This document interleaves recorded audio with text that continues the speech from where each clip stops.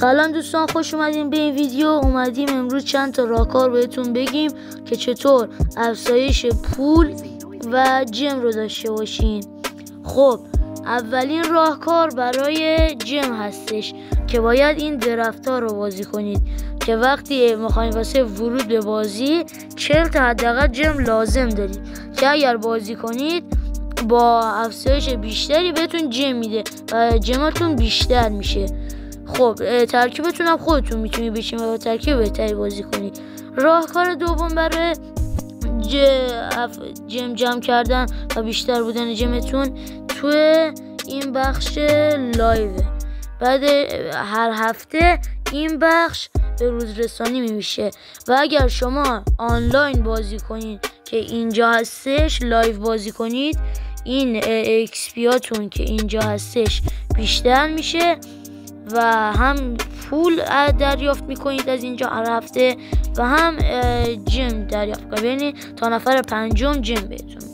خب این از راهکارها برای جم. برای پول چند تا بهتون میخوام راهکار بهتون بگم.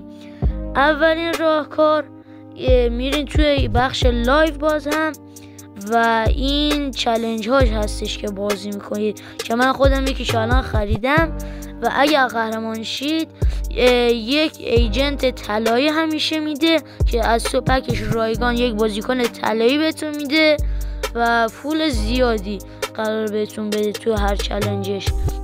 راهکار بعدی من دوباره همینجا هستش که هر هفته بهتون گفتم هم پول هم جم باید دریافت کنید از اینجا که باید آنلاین بازی کنید تا بهتون بده. راهکار بعدی که بهتون پیشنهاد میکنم این راهکار رو انجام بدین که راهکار بسیار خوبیه. وارد مای کلاب میشید، این بخش استادیوم رو انتخاب میکنید و اینجا روی این گزینه انتخاب میکنید. اینجا افزایش جمعیتتون رو داره که میتونید انتخاب کنید چند نفره باشه و پول بهتون میده. اینجا قیمت پولش رو زده و اینجا هم زده که چند نفر است. الان ورد استادیوم من 30,000 نفر است. خب مثلا شما میتونید بیشتر بزنید، پول بیشتری هم دریافت میکنید اگر ورزشگاهتون ارتقا بیاد.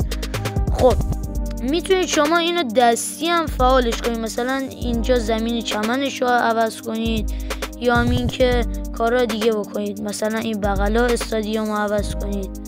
خب و اینکه میتونید روی تو بخش لژندری اینجا استادیومتون رو 1250 تا جم میگیره تا ورزشگاه 90,000 نفره بهتون بده. اینهای دیگه هم که با دلار. خب دوستان امیدوارم از این ویدیو خوشتون اومده باشه و در ضمن این نکته هم یادتون باشه که کسایی که ویدیو میسازن مثلا میگن بهتون 10,000 تا سکه رایگان دریافت میکنید.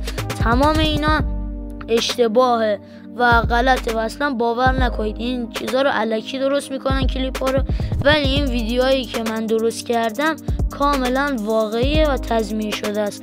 امیدوارم از این ویدیو خوشتون اومده باشه. لایک و سابسکرایب هم فراموش نشه و اون زنگوله هم برامون بزنید. خدا نگهدار تا ویدیو بعدی.